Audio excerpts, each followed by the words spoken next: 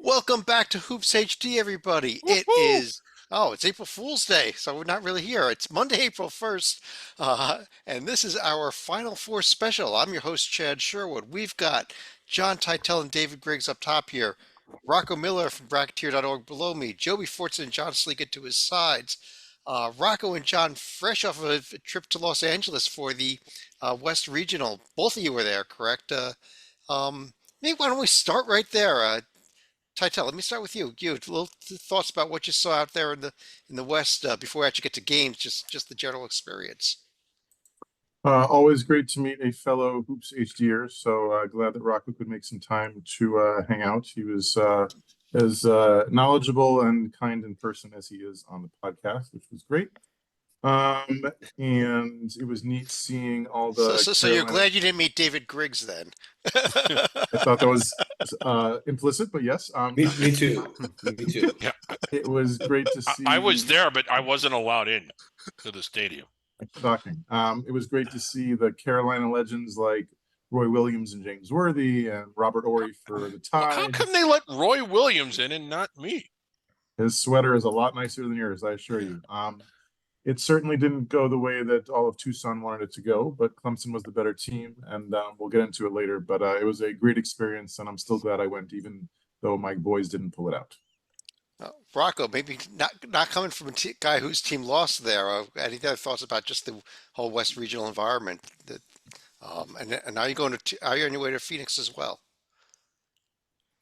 Yeah, well, echo what John said. It was awesome to meet John in person and spend a little time with him each day. We were there 4 straight days of, whether it was interviews and press conferences or games, all the whole 9 yards. It was really cool experience. I think I'm really glad I did the West because out of the four, it was by far probably the least attractive for the national media, with UConn and Purdue being other places.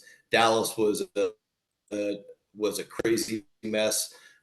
A lot of Marquette and Duke fans went down there. So especially after Arizona lost right away at four, kind of, I don't want to say cleared out, but it was kind of just like the nice white space out of the four regionals. And then to get the surprise Elite Eight game of Clemson versus Alabama and not seeing either of Carolina, Arizona, it really just put the focus on both of those two programs, which in basketball they pretty much never get. And I thought that was really neat. I also just like the fact since Arizona was out, there was a lot easier to get to and from the arena, get around town. Nothing against Arizona, but they would have taken over if they made it to Saturday. And outside of that, I had never seen Clemson or Alabama in person before last week. Now I feel like I know everything about them. So that was a good experience. Yeah, and I'll tell you what, let me go ahead and pull up the screen share here. And if this works here, we will get the bracket. I'm even zoom in a little bit. I want to talk about each of the four regions. And let's start in the East actually before we go to that West region. I went too far in the screen share there. There we go. Um, where Let me bring a couple other guys in here. Joby, let me start with you. We saw in the East region and the games in Boston, UConn just doing exactly what they seem to have been doing the last two tournaments and rolling up a couple of teams. Yeah, and it was notice the scores being 52. That's what Three of their four opponents have scored 52 points so far. I This know. tournament. It's crazy. And these, it's one thing against San Diego State, who isn't always a high scoring team, but Illinois put up points. I was in shock on that 30-0 run, just watching it going, oh my gosh, where's Terrence Shannon? Where is it? Where is it?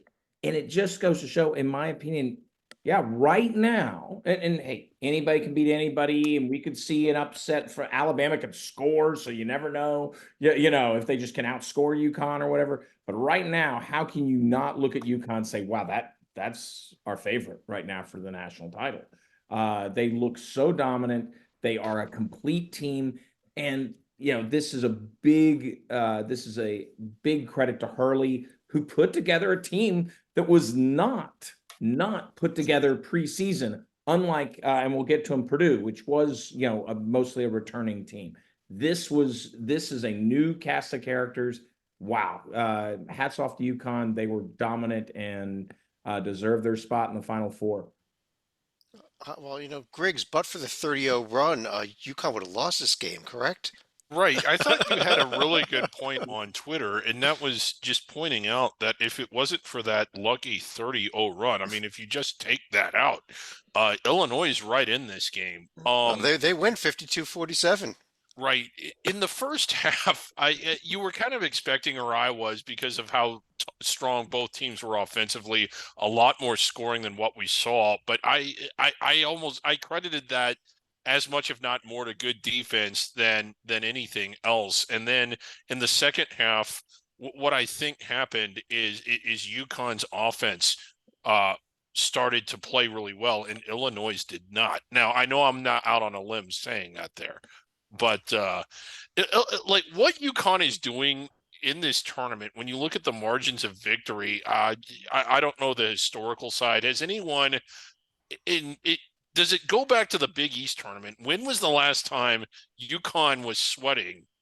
I actually Was it looked at Creighton? this. I looked at this today, and it was when they beat Villanova back in January. That was the last real. That was, I mean, they had a couple 5-point games in there, but they had the loss to Creighton, but that was even a blowout. That wasn't a close game. You're going back to January for the last time UConn had a close game, and Rocco. Yeah, Maybe that's the problem UConn may have going forward these last two yeah, I got games. it up here. They did only win Is by it a 7 close at one? Marquette. Yeah. If it's a close one, it's been a long time since they played one of those. I mean, they beat St. John's by 5 in the By 5, semifinals, yeah.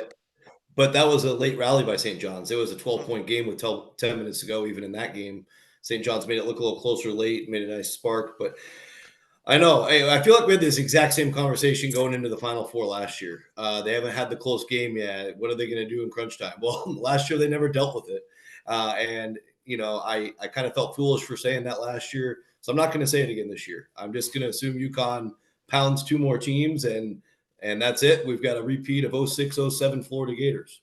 So just Stalika, well, why are we bothered with this tournament? This is just getting ugly.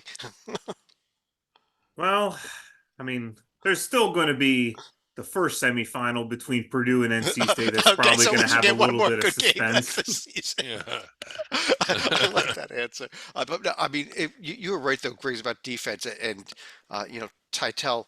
I think they shut Terrence Shannon down to like 5 points or something after everything he'd been doing. I mean, the defense is what is just been amazing for this UConn team. Everything is, but yes, I think it's fair to say that when Terrence Shannon comes in averaging about 30 a game in March and he shoots 2 for 12, scores 8 points, that's gonna get you a victory. I think that the whole Illinois team had a bad day though, 6 of 23 from behind the arc.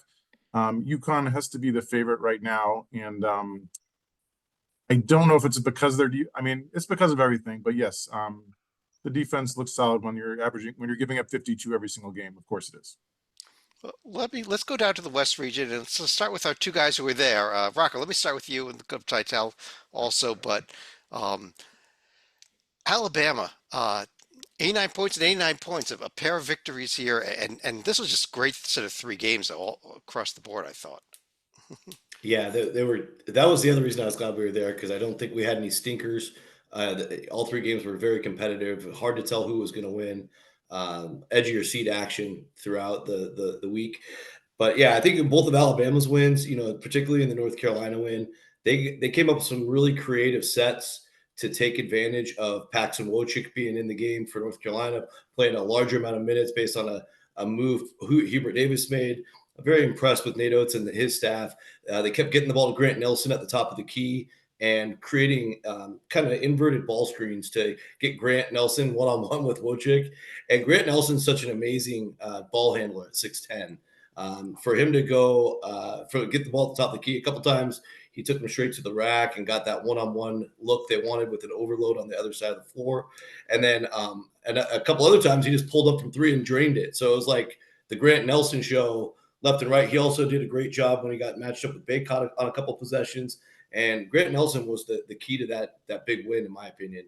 And then in the Clemson win, of course, Mark Sears just caught fire. I think he hit 7 threes in a row without a miss at one stretch. That was really the difference in the game. And that was another creative job by the Alabama staff. Clemson had gone back and forth with a 3-2 zone that Brad Brownell uses from time to time throughout the year. They went to it twice. Bama burned them both times when they went to the 3-2. And Sears was him and Jaron Stevenson, who had a career high 19.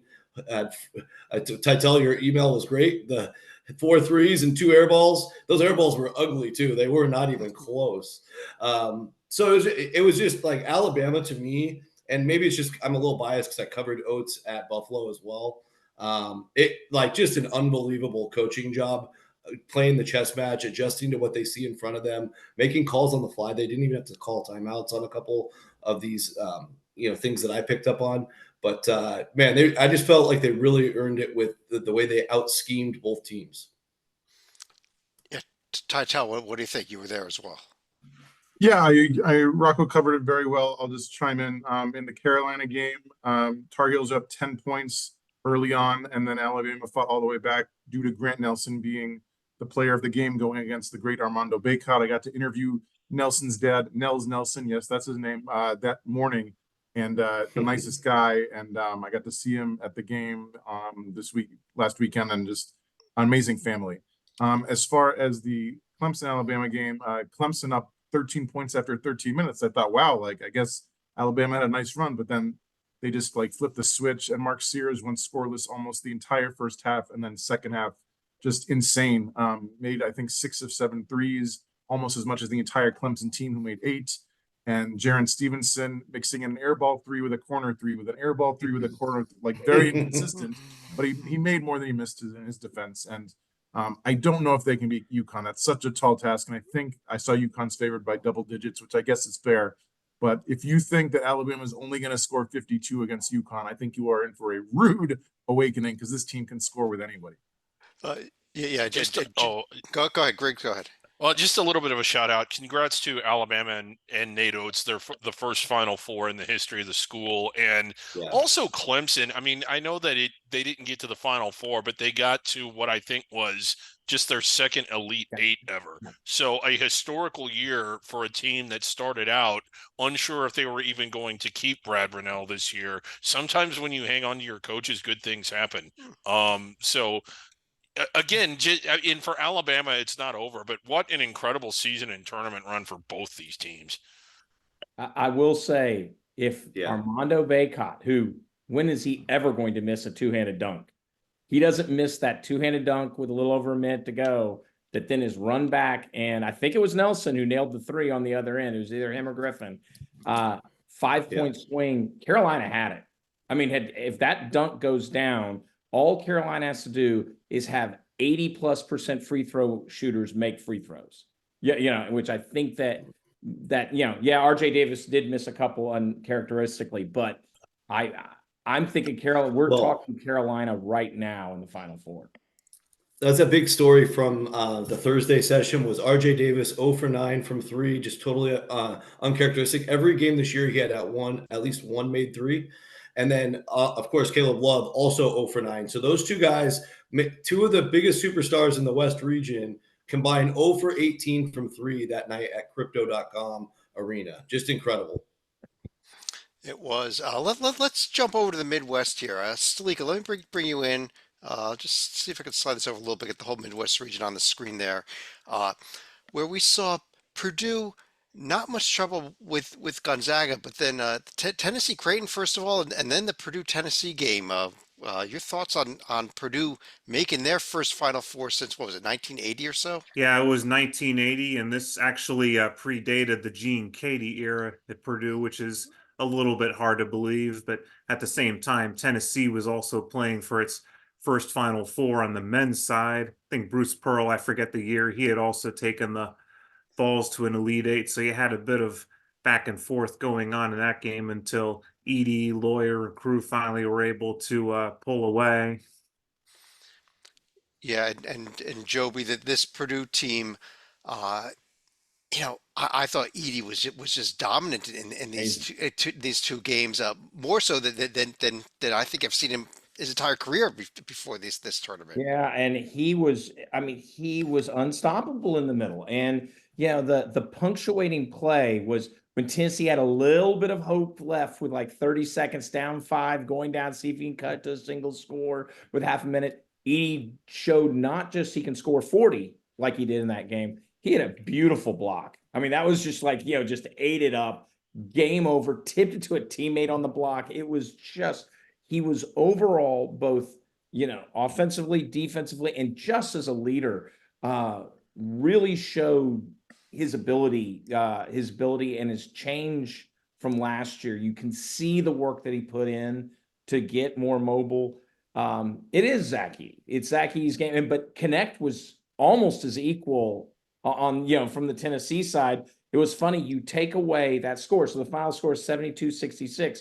You take away both of their scoring, and the score score would have been 32-28. You take away the two of their scoring. I think I read this was the first time that there were two players that scored more than half of their team's points in the same game in the NCAA tournament ever. I mean, and it was a two-person show here, and I'll tell you, Rocco, one of the things that blows me away here is that they still think that Edey is not a pro prospect when he can be so dominant at this level. It is kind of mind blowing, and I'm not the expert in that area. I can't claim I've watched any NBA games this year, but I do love the draft, so I'll dive in when it's the right time. But I'll just say also about Edey on the defensive end, what he forces other teams to do is why Tennessee had to keep running everything through Connect. I think they typically do anyway, but certainly they overloaded on Connect, and at the end, Purdue doubled him very effectively, and I think that was the difference in the game. It was tied when they really started making him pass the ball. But I think Edey makes the other teams shoot a lot of jump shots, and they're basically daring the opponents, hey, if you can make jump shots for 40 straight minutes, we'll give you the win. And almost every team that tries that fails, Tennessee being the latest victim. And that's just a really hard recipe, because if you try to go in the paint, like you even saw Tennessee on several occasions get like a 8-footer, a 10-footer. They weren't getting blocked by any means, but it affects the guy's shot. He's trying to float it over Edey. He doesn't know if he's going to get blocked. He's not shooting his normal 8-foot, 10-foot shot. He's putting extra arc on it, or he's alligator arming it. And it affects everything that team does. So it's more than just Edey's offense. His defense is just as important. And their opponent now is going to be Griggs, one of the most amazing stories we've ever seen. For a team that had no shot at making the NCAA tournament at all, even if they had made it to the ACC championship and lost there, win 5 games in 5 days in the ACC tournament, and now have won 4 games in a row in the NCAA tournament. NC State beats Marquette, and then beats the Duke team that had knocked out Houston, and here they are in the Final Four. How much do we even discuss NC State this season? Did we? Not much. It'll get Purdue, a storied basketball program. Congrats to them. Their first Final Four in 45 years, I think. 44. 44. NC State since '83, when Jim Valvano won it all. First time back for them. So unpacking NC State, I know I'm treading into Stalika's territory here. They were 45th on the seed list, and they were seeded below the first 4. The only other team to reach the Final Four that I know of was seeded below the last team selected was Loyola Chicago. The year they did it, they were actually 46th. I kind of wanted that to always be the greatest Final Four run ever because of my, soft spot for under the radar teams. I'm still going to claim that it is because they were one spot lower, but in the reality, it's not. This is a team that needed to win 5 games in the ACC tournament just to make the NCAA tournament. They did it, and now not only did they get in, they played their way into the Final Four. And no, there's never been anything like it. The comparisons are being made to 1983. The NC State team in 1983 was a 6th seed, and they were in the top 25 throughout the year. I'm not saying it wasn't incredible, but there have been 2 teams that I can think of off the top of my head. One was Nova in 85, and one was UConn, I want to say in 14, that were seeded lower than that also won it all.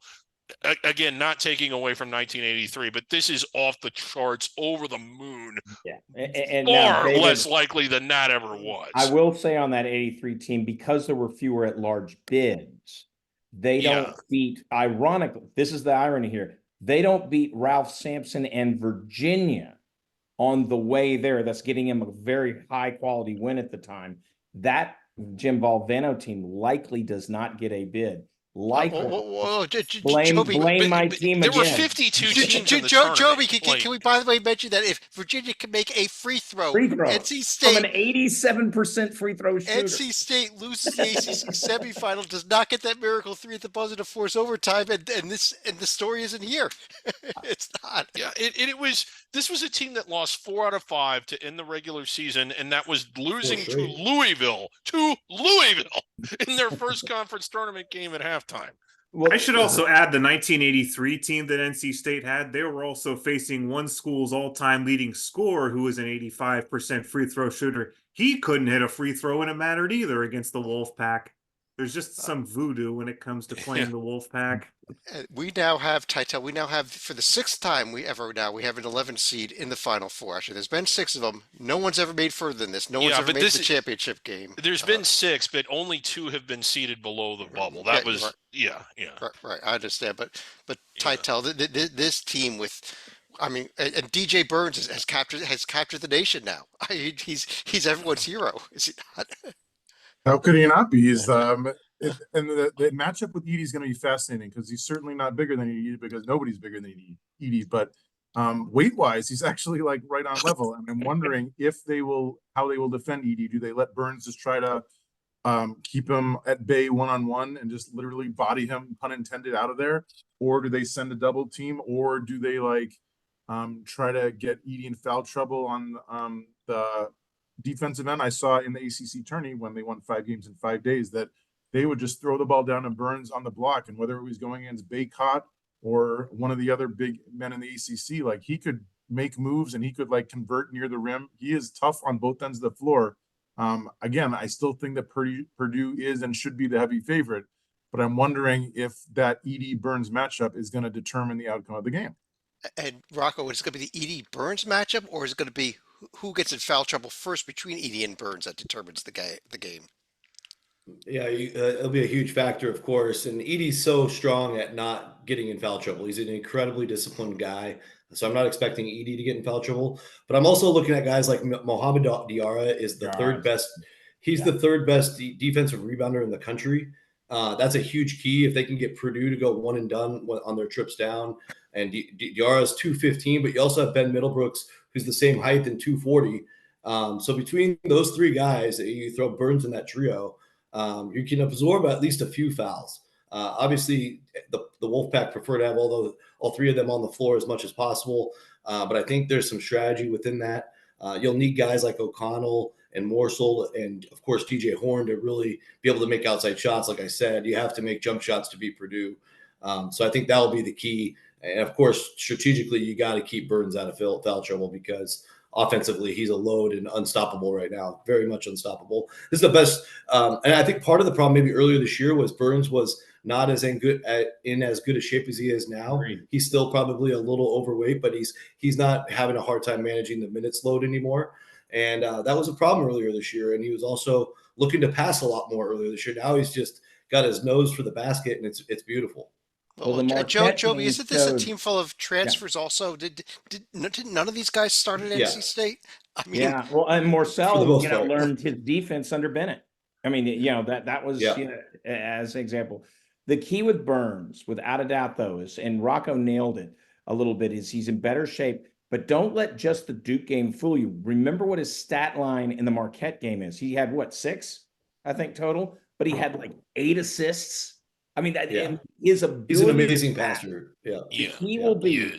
Can he be a threat to score with Edie? Being able to block his shot a little easier than like Mitchell or someone on Duke's team.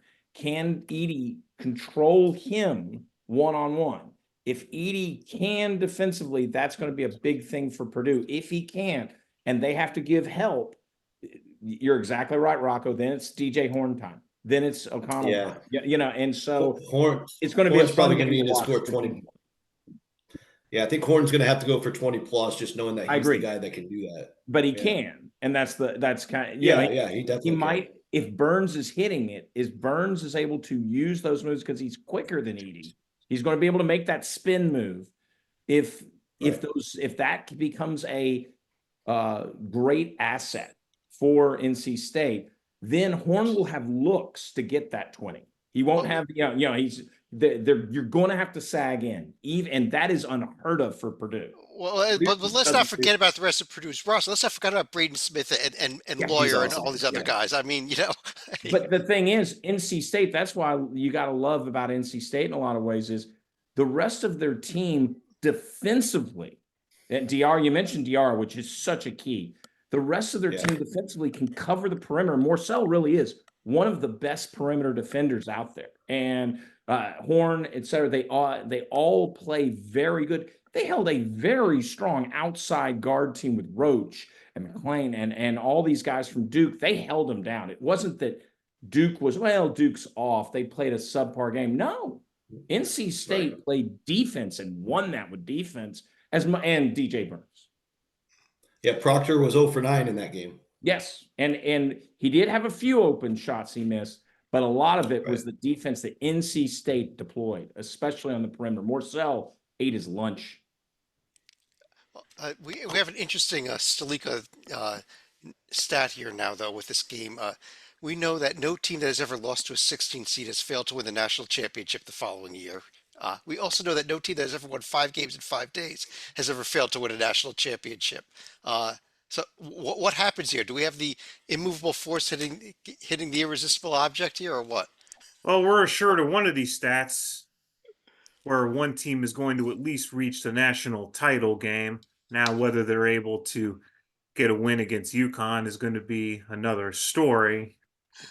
And that kind of leads into what I want to run through each of you on is what do you see happening in these 2 semifinals at the national championship game? And Sleek, along with you, what do you see happening here this next weekend? Well, as much fun as it's been for, DJ Burns for NC State, he's going to be going up against the best big man the country has to offer. And now that I guess the weight of the world seems to be off of the Boilermakers for the most part, I could easily see Connecticut and Purdue making the title game right here. But I just think UConn just has too many options not to repeat at this point. I don't see a 1991 Duke versus UNLV matchup coming anytime soon. You're seeing UConn over Purdue. Titel, what do you think? I think that UConn and Purdue are making the title game just because they do seem head and shoulders above each of the Alabama NC State's competition. There's a chance that the ghost of Jim Valvano pushes them to new heights. Anything's on the table now for the Wolfpack. When you win 9 games in 20 days, you're playing with forces beyond our understanding. And if Alabama makes 23s, anything's possible. But I'm going with UConn and Purdue in the title game. And if having to pick a winner, I think I'm going to pick Purdue, not because they're the better team, but because I go back to Coach Hurley's post-game press conference in DC after destroying the Hoyas, although who hasn't? And he mentioned how the last 2 repeat champions, Florida in 07-08 and Duke in 91 and 92, featuring his brother Bobby, did so in large part because they had the core group. In the Florida case, it was Horford, Noah, etc. In the Duke case, Hurley, Leitner, Hill, etc. And I don't think that's a coincidence, which is why it's so rare. UConn does not have the core back. Sanogo left, Hawkins left, Jackson left, but they're still a great freaking team. But I just think it's not supposed to happen this way. So I'm going Boiler up. Going Boiler up. Funny, we did a show 2 weeks ago where we picked the field here as a group. We picked Purdue over UConn in the championship game. I actually entered that bracket over at ESPN, and it is by far the best bracket that I entered in over at ESPN, and it's in this 73rd, 73%, the top 27% of the nation. So we did pretty good there if that continues going. But Joby, what do you think about what happens this weekend? Well, you heard my analysis on NC State Purdue, and I do think Edie will be able to control because of his height. The height is going to be key. We'll be able to control Burns one-on-one, which means I think Purdue is where you've got to go. On the other side, yes, I'll go with UConn because you can't, it's tough to not to right now the way they're playing. But I will say this could be the matchup that is problematic for UConn because I like that because I think Alabama is more dangerous for UConn than the other two teams on the other side of the I bracket. agree. I like if it was North Carolina, let's take North Carolina. I would have no problem. UConn would take care of Carolina because it'd be a straight fight. Yeah, and UConn's just better. But this isn't a straight fight. I mean, if Sears, you mentioned Sears getting hot, he's nailing him from the logo. UConn's not going to cover him out that far. I don't care how good your defense is. And with Griffin, if they're nailing threes, that's what you said. Oh, if they hit 23s, are you going to bet against that they could? I mean, this is a realistic number for Alabama. Alabama has to do that. They don't play great defense. UConn will score a lot of points.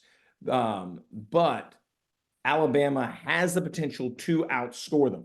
I still pick UConn because the odds are that Alabama won't play a perfect offensive game or close to perfect offensive game, but the firepower is there to give Alabama a puncher's chance more than some really good teams. Like I said, Carolina or Illinois or so. These are great teams, but they don't have that same uniqueness. So we get Connecticut, Purdue in the final.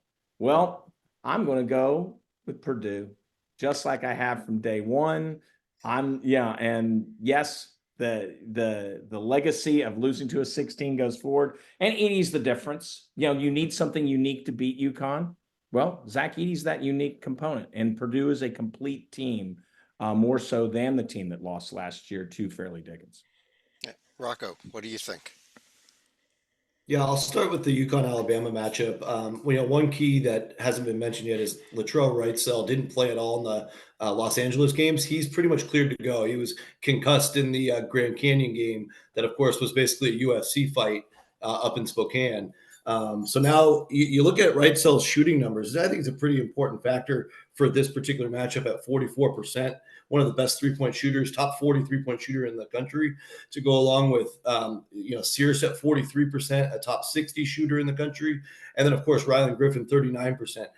Alabama, to my knowledge, probably has never played a game before in an NFL stadium. So that, of course, is always tricky when you're trying to project shooting. But I do think they are going to have to make a heavy amount of threes, as John started the conversation with. The interesting thing is the most amount of threes they made in any game this year was 19, and that was against guess who? Purdue.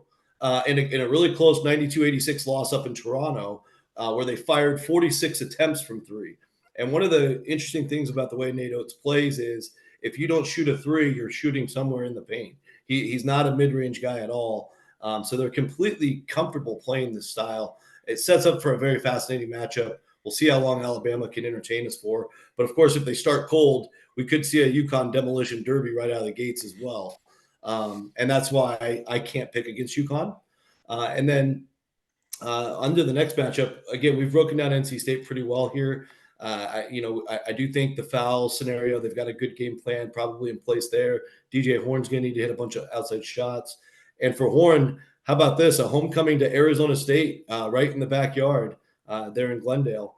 But I think in the end, it's just too much jump shooting, and Purdue ends up prevailing. But I will take UConn to beat Purdue. I think it'll be a great matchup. Cam Spencer is an underrated, untalked about X factor that's been around college basketball forever. For those of us that have followed the Patriot League, he was probably one of the most efficient players in their history. He's carried that forward. He's like the fourth or fifth known guy on UConn's roster, but his efficiency metrics are through the roof. Those are the kinds of guys you need to play a 40-minute game in a kind of toe-to-toe matchup with Purdue. I think UConn repeats as national champions. All right. Griggs, what do you think? One of the things I want to mention before I get to this that we didn't touch that much on was the injury of Jamal Shed in the Sweet 16. Houston had the worst luck with injuries in the latter part of the season, and I kind of hate that they sort of filtered off after having one of the better regular seasons probably in school history, and certainly an impressive resume. And as exciting as it is to see NC State here and the story that they're on, you kind of wanted to see Houston, Purdue among the three. You wish all three heavyweights could have gotten there. Only two did. Now moving on to the games tomorrow. It's just kind of an incredible story. Purdue, their first Final Four in 44 years. NC State, the run that they're on. Alabama in their first Final Four ever, and UConn in their first Final Four in 11 months, I think, 11, 12 months. So, and I think, I don't know. The way UConn's been playing, I just can't pick against them. I do think that Alabama can be really hard to play against and really hard to defend for some of the reasons Rocco mentioned. I don't think they're going to get much in the paint. Purdue has been kind of shutting it down, or I'm sorry, like UConn's just been kind of shutting it down. I think they go on, and I think they go on to beat Purdue and repeat. Well, I'll just throw this out there. My preseason pick to win it all this year was Purdue. Uh, Yeah, Much like a few of us I had. think mine Uh, was too. that's why, and I think Alabama does give UConn a game. I think UConn does get that close game. I think UConn does find a way to win this uh, before they lose to the Cinderella story of all Cinderella stories, as NC State wins the entire thing. I'm going to be the one that calls it because none of you will. Um, but I why like not? it. Why not? I think that this Burns Edey matchup in the NC State Purdue game could be fascinating, and Burns may have the size to wreak enough havoc there that if guys like DJ Horn get hot, that's it. NC State wins that game, and then you almost have the same thing with Burns versus Klingon in a UConn game. So who knows? Uh, let's call it just for the sake of calling it. I'm taking NC State to win this whole thing. Why not? It'll be one of the great stories of all time. Yeah. I That think team he just seemed like wants to see Kevin Keats hit all of his contract incentives. Is that I, right? that I've too. picked them. I've picked them to lose virtually every round of this tournament. They haven't, so maybe they will. You said It- the minute they went final over North Carolina, the ACC title game, you said they were done, Griggs. You said that's Yeah, I it. They had did. no shot. I just figured that that's all they needed. Like that was good enough. I What's think crazy is both Brownell, when you're talking the ACC will not have the coaching turnover that many of us thought we would see this year because both Brownell and Keats were on top 5 nationwide hot stove list. Well, both of them proved their worth to their schools quite well. Uh, Real quick look at a Insane. couple other tournaments here. First of all, the NI. Ooh, that's really small too. So please, I can blow it up a little bigger. The NIT is down to its final 4, beginning Tuesday night. Indiana State, Utah, Seton Hall, Georgia. Griggs, do you care?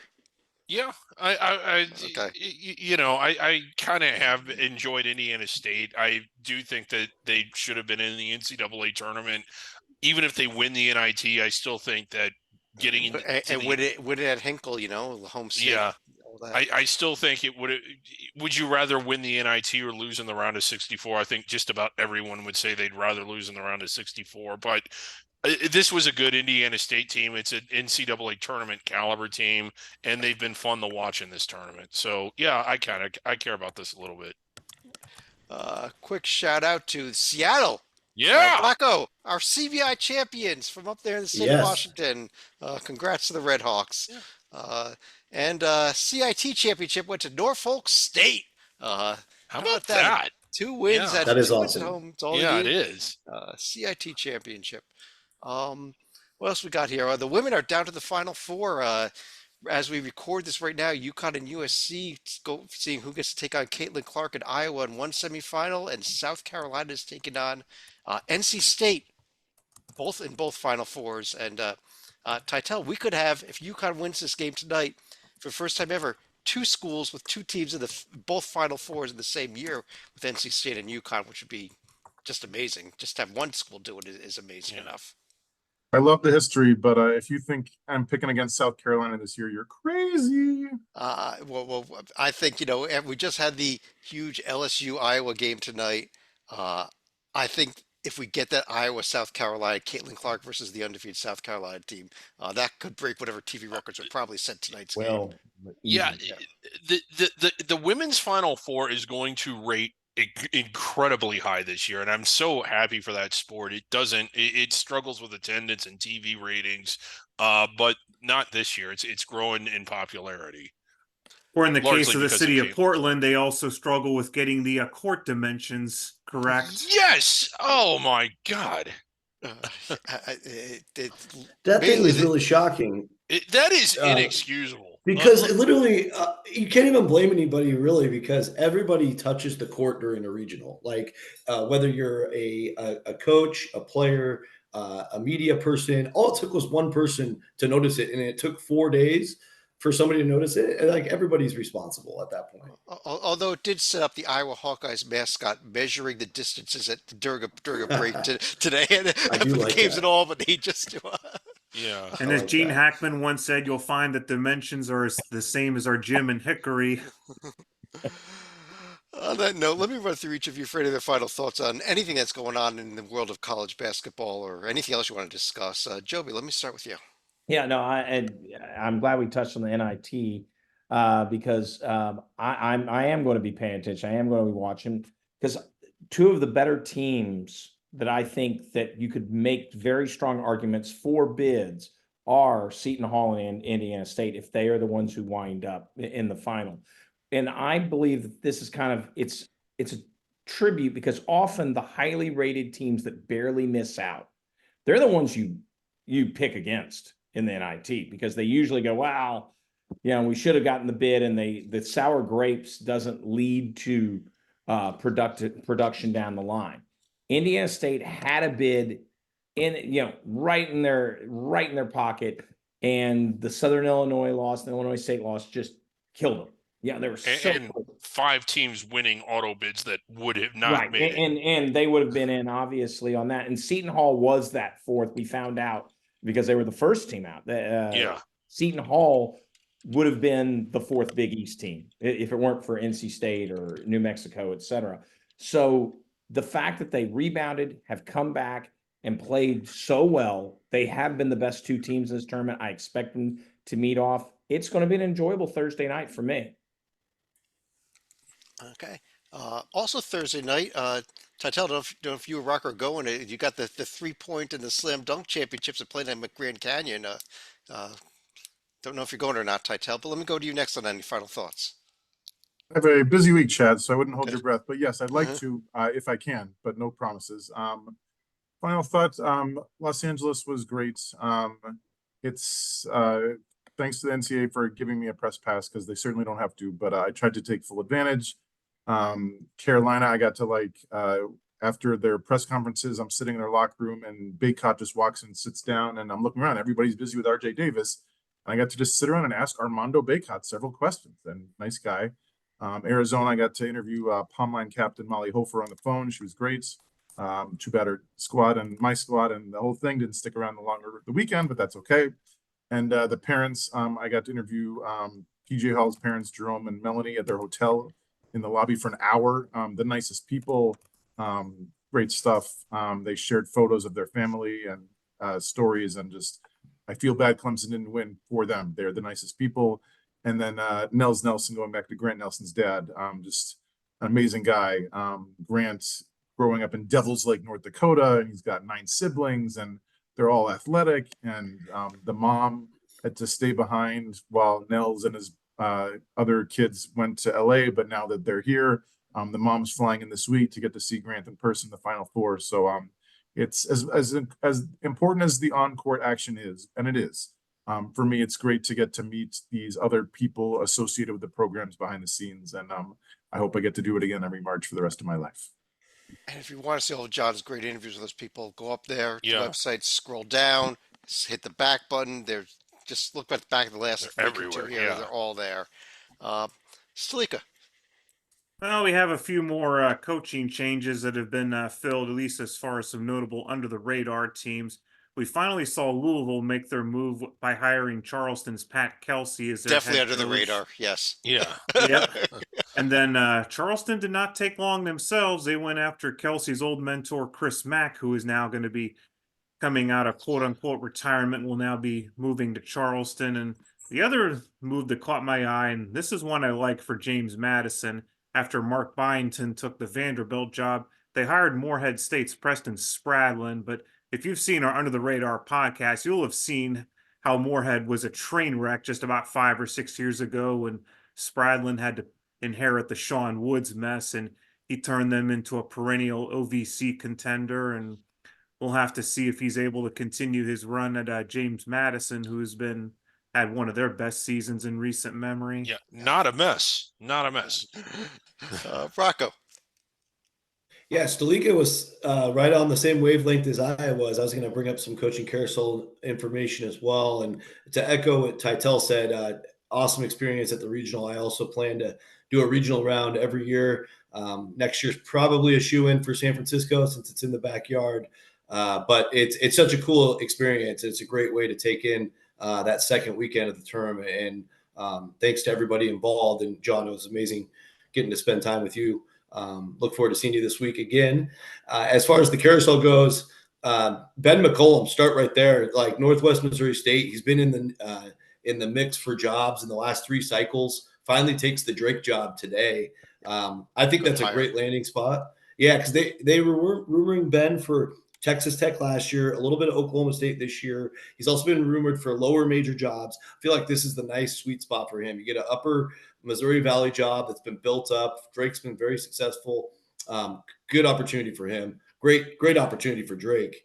And then I think all eyes are on USC now that the Andy Enfield to SMU news is official. USC, the main power job. Now, of course, going to the Big Ten next year. That's the one that I think could turn a lot of heads if they go and pluck like an Eric Musselman or some other big name. That's going to respin the wheel even faster than it's already spinning. And of course, Western Kentucky is now open after Steve Lutz officially has accepted the Oklahoma State job. So again, the carousel just keeps on ticking. I think, for any school kind of being unlucky here, like a Western Kentucky, it really hurts because you've got 5 people on staff. If your coach stays, working the transfer portal, keeping things moving, building your roster for next year. It is a 1 year at a time sport these days.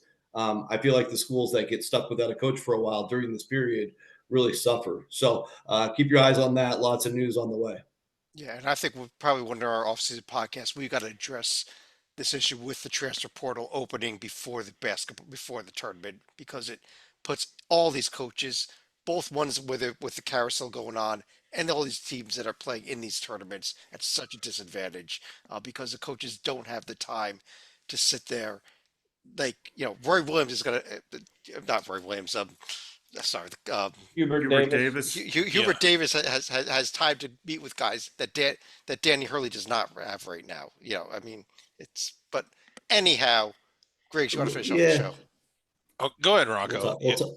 Well, yeah, just a quick caveat. They did just a year and a half ago expand the bench to 3 assistants to 5. So you do have 2 full-time people working on it. So like Alabama, even though they're still playing, they've already signed 2 guys out of the portal. Illinois just after Brad Underwood complained about it, they signed a guy today from Mercer, one of the best 3-point shooters. So some of it is not as dramatic as they make it sound, but I do agree in general. If they can push the date back, it's good for everybody. I think the schools that really get killed are the ones that go through the carousel problems and lose their coach.